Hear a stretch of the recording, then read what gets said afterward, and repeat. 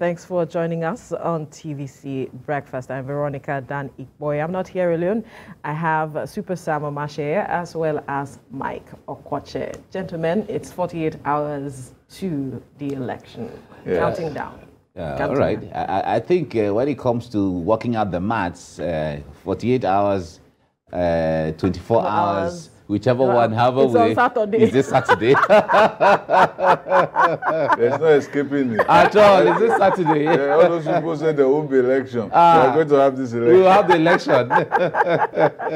Really Speaking of which, I think yesterday or Tuesday, it is reported that a farmer discovered a bag filled with PVCs in Anambra State, and he took that to an FM station in the state, and that's the visual there, and one of the persons, the staffers in the FM stations said to have called people to come check for their PVCs, but some reports that I read this morning, they said they took the bag of PVCs to the, I think, OB of Newi, but the police have said that they are going to investigate the matter.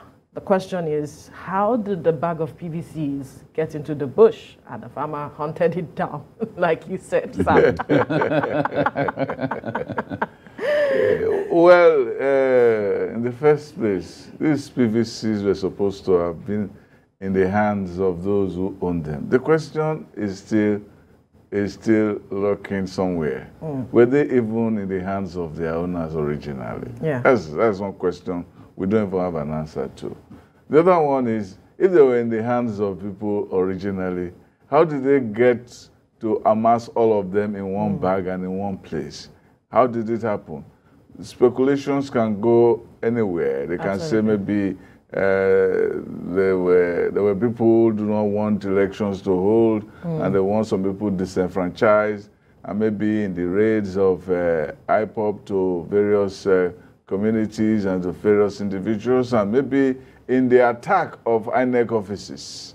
You know, we saw a few of them in the Southeast. Yeah. They probably got all of these and decided to put them together and dump them in the bush. Well, what is fascinating is why did they dump them in the bush? Why did they not make a bonfire of them? Because as they are now, they are still retrievable. So it means that, to use the language of Shakespeare, all labors lost. You know, if that is the case, but it's going to be a lot of labor to retrieve all of this and give it to the individual. So even at the stage now, it's still all labors lost to the citizens who have all of this, because we want to ask them to queue. Maybe some of them are in the inner recesses of Anambra State, or maybe outside of Anambra State, maybe in Imo State. Nobody knows where they come from. So it's a conundrum.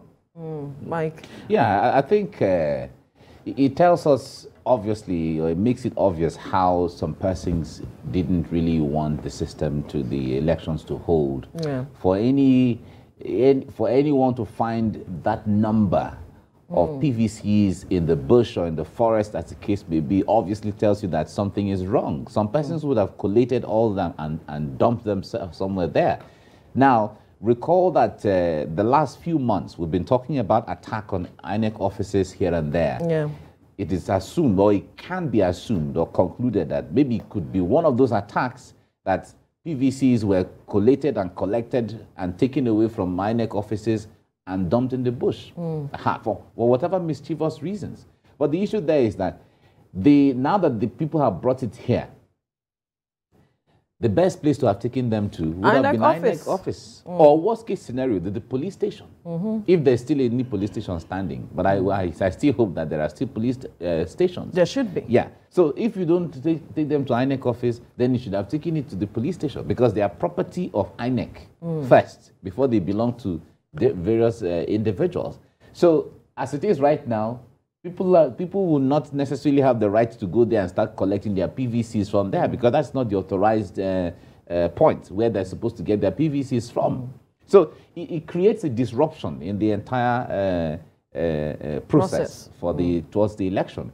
But we hope that they'll be able to take them back to INEC and then properly document them for people to They've taken it to the palace of the Bay of Newe, so perhaps from there they would know what to do. Yes, well, the Bible says that soul without the body without the spirit is dead.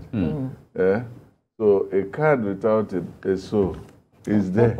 So that's what it is. So that card without the human being to use it is dead. It's useless.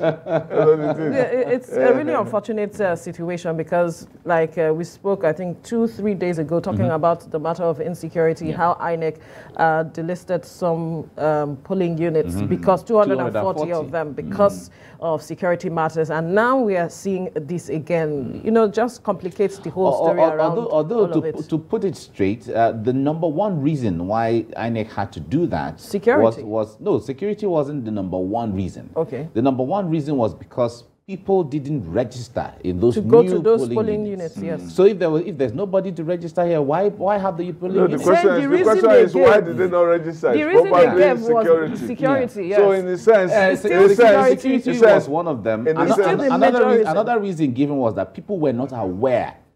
So it also draws attention to the issue of publicity. Yes. People were not aware that what it shows here is that apart from Nigerians voting, the bandits have also voted ahead of the election.